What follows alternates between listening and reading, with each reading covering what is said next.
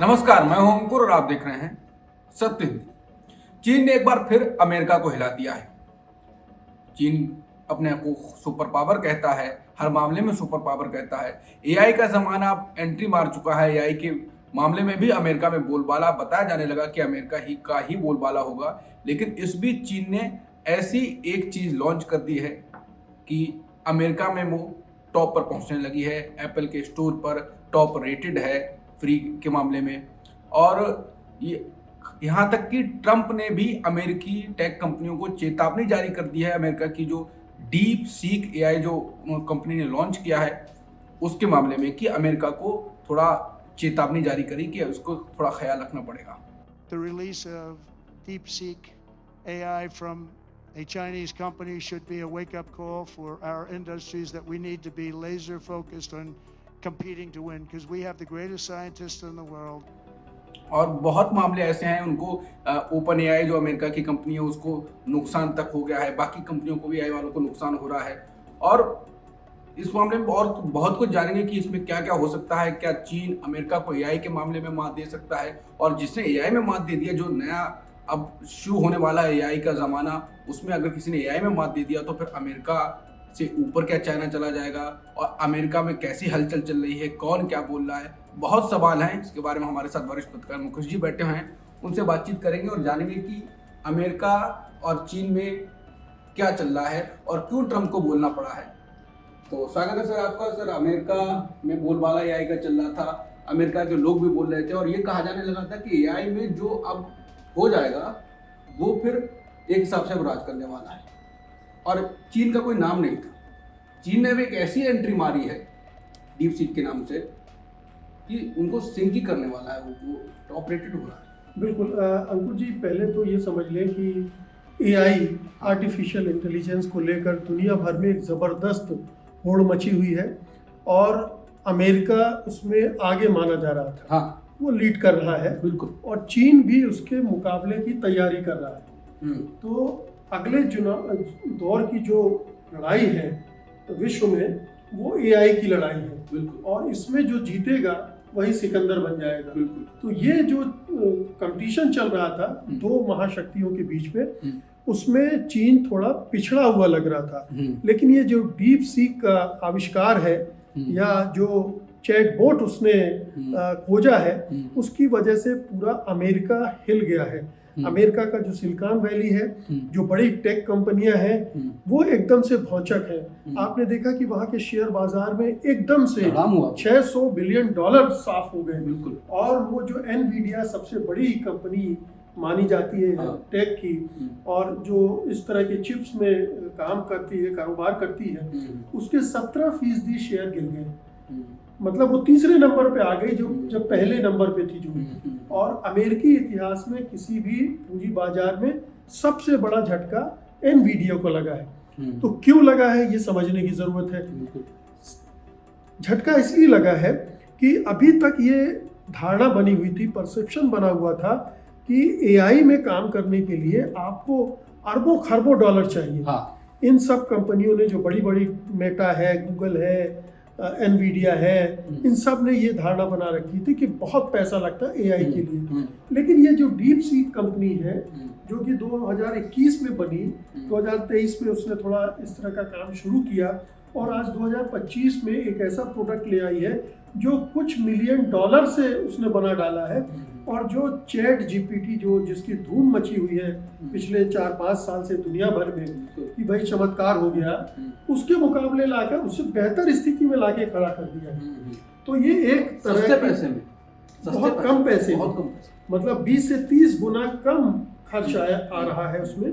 और ये एक ऐसी छलांग है, मैं कहूँगा, चीन की एआई की दुनिया में, जिसने पूरे एआई की दुनिया को हिला के रख दिया है कि अब नए सिरे से सोचो। ये जो डोनाल्ड ट्रंप चेता रहे हैं अपनी इंडस्ट्री को, बोल रहे हैं कि आप जाग जाओ, इसका मतलब क्या है कि आप यहाँ अरबों खरबों डॉलर डालकर अभी $100 बिलियन का एक फंड बनाने वाली थी अमेरिकी सरकार। ठीक है ना, एलन मस्क उस पर लगे हुए थे और कि बहुत पैसा लगेगा रिसर्च में वगैरह में। तो वो उसको एक झटका दे दिया कि ये काम कम पैसे में भी हो सकता है और एक छोटी सी गुमनाम कंपनी भी कर सकती है। इस संबंध में अलीबाबा का भी ध्यान रखा जाना चाहिए। उसने पहले एक दस्तक दी थी ई बिजनेस में और उसने एक कमाल किया था। उसके बाद से थोड़ा सा झटका लगा जब बाइडू करके सर्च इंजन बनाया था, वो उतना सक्सेसफुल नहीं हुआ चीन का, लेकिन इसने उस झटके से चीन को उबार दिया है, दोबारा से होड़ में ला दिया है, प्रतिद्वंदिता में ला दिया है और ये एक मैसेज पूरी दुनिया को दे दिया है कि चीन को आप कम मत समझो। अंदर ही अंदर बहुत खेल हो रहे हैं वहाँ पर एआई की दुनिया में। वहाँ भी एक सिलिकॉन वैली है चीन में भी, और वहाँ भी हाईटेक कंपनियां हैं जो काम कर रही हैं और इस तरह के रिसर्च में।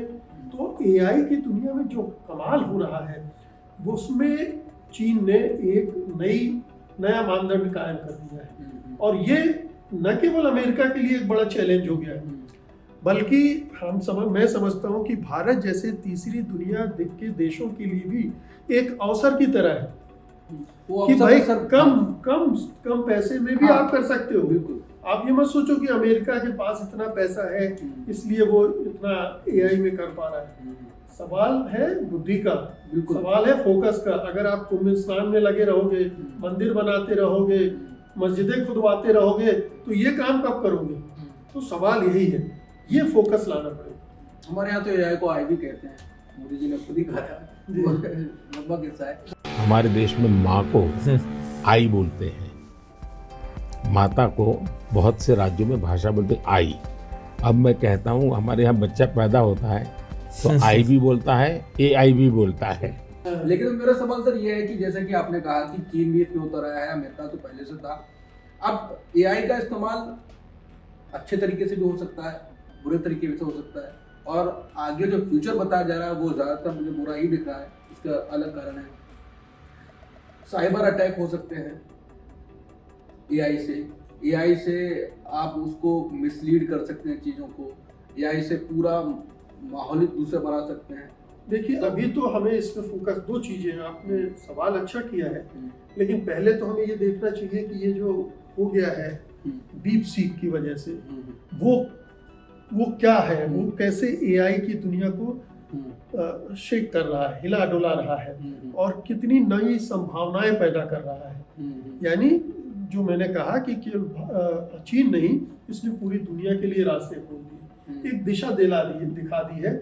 और वो जो सिलिकॉन वैली में बैठी हाईटेक कंपनियां हैं, वो उनकी जो दादागिरी है, जो उनका वर्चस्व है एआई की दुनिया में या हाई टेक्नोलॉजी की दुनिया में, उसको सीधे सीधे चैलेंज कर दिया है। और ये छोटे छोटे मुल्कों के लिए एक नई रोशनी है, ये उनको एक रास्ता दिखा रहा है कि आप भी कर सकते हो और चीन बहुत पीछे नहीं है, ये मैसेज दे दिया है।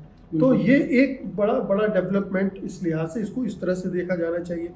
अब आप कह रहे हैं कि एआई के एथिक्स का जो प्रश्न है कि अगर एआई इसी तरह से डेवलप होता रहा तो क्या होगा, उससे जो खतरे खड़े होने वाले तमाम तरह के उसके दुरुपयोग के, उनका क्या होगा।